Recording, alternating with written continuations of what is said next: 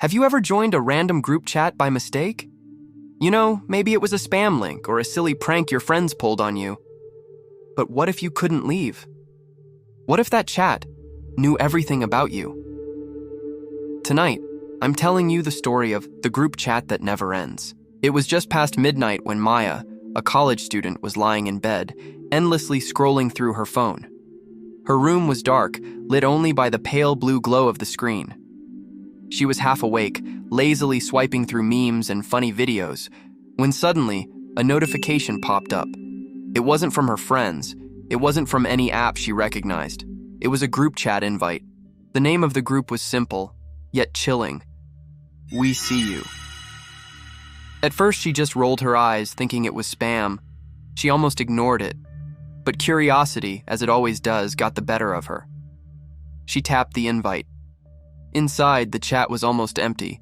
There were only 3 other users: Watcher01, Watcher02, and Watcher03. Their profile pictures were deeply unsettling. Blurry, distorted faces like corrupted image files that glitched and twitched on the screen. Then, the first message appeared. Nice pajamas. Maya froze. Her heart skipped a beat. She looked down at herself. She was wearing her favorite red pajamas, the ones with the little cartoon cats on them. How could they know? Another message popped up instantly. Your lamp is too bright. She glanced at her bedside lamp. It was on, casting a soft, warm glow across her room. Before she could even process it, a third message came through. Turn it off, Maya. Her blood ran cold. How did they know her name? She tried to laugh it off, her mind racing for a logical explanation. It had to be her friends playing an elaborate, cruel prank. She typed back with shaky fingers. Who is this? Very funny. No reply. The chat went completely silent. And then, after a pause that felt like an eternity, a single chilling line of text appeared. Check under your bed. Maya's throat tightened. She gripped her phone, her palms slick with sweat. Slowly, ever so slowly, she leaned over the edge of her bed, her heart hammering against her ribs. She lifted the corner of the blanket that was hanging down. Nothing. Just dust bunnies and an old pair of sneakers. She let out a shaky breath of relief. See? Just a dumb prank. But when she looked back at her phone, her relief turned to pure terror. There were photos, dozens of them flooding the chat. Photos of her room, her bed, her desk, every single corner of her personal space captured in grainy, low-light detail. Each photo had a timestamp showing it had just been sent. Then, one last photo appeared. It was a close-up of her own terrified face, staring at her phone in that very moment. And underneath it, a new message. Too slow. Panic surged through her. She frantically tapped the exit group button, but it didn't work. The button was grayed out, unresponsive. A new message appeared from Watcher01. You can't leave us. She blocked the numbers. She deleted the chat history. In a final desperate move, she powered her phone completely off.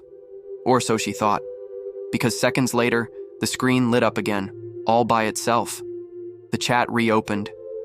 And this time, there was a fourth watcher. Watcher04. Its profile picture wasn't a blurry, distorted face. It was a live, crystal-clear photo of Maya, sitting in her bed, looking at her phone. At that exact second, her heart felt like it was going to explode. She jumped out of bed, fumbled for the light switch, and spun around, scanning every inch of her room. The closet, the window, under the desk. Nothing. She was completely alone. Or was she? Her phone buzzed again.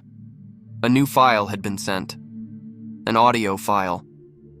Her hand trembled as she hesitated, then hit play. It was the sound of breathing. Her own breathing. Heavy, ragged, panicked. Recorded just seconds earlier. She threw the phone face down on her desk, backing away from it as if it were venomous. But the buzzing didn't stop. It grew louder, more insistent, more relentless. A new message appeared, the notification glowing through the back of her phone case. Look at us. Against her will, as if guided by an unseen force, she picked it up. Her thumb moved on its own, unlocking the screen. On it, a countdown had appeared. 10, 9, 8. Her chest tightened, making it hard to breathe. She slammed the power button, holding it down until the screen went dark, and shoved the phone deep inside her desk drawer. She crawled back onto her bed, clutching her blanket like a shield, whispering to herself, "It's not real. It's not real, it's just a hack." Knock. The sound echoed through the quiet dorm. She froze, every muscle tensed. She slowly turned toward the door. Knock, knock, knock. Slow, deliberate, menacing. Shaking, she crept to the door and pressed her eye against the peephole. The hallway was empty, dimly lit and completely silent. Her knees nearly buckled with a confusing mix of relief and mounting dread. She staggered back toward the safety of her bed, and that's when she saw it. Her phone, inside the closed desk drawer. It was glowing. A faint, pulsing light was seeping through the cracks. The drawer started to rattle as the screen lit up brighter and brighter, a beacon of pure malice. The countdown was at 1. Then a final message burned onto the screen, so bright it was visible through the wood. We're inside. The screen went black, and an unnerving silence swallowed the room.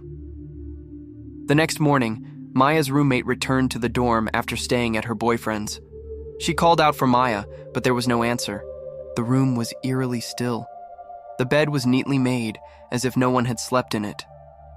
But on the desk lay Maya's phone. The screen was cracked, yet it was buzzing with an endless stream of notifications from a single group chat. The chat was still active. Watcher 01, Watcher 02, Watcher 03, Watcher 04. And now, there was a fifth member, Watcher 05. The profile picture? It was her roommate's face, captured in a moment of confusion and dawning horror as she looked down at the phone. They say group chats are harmless, just a bit of fun.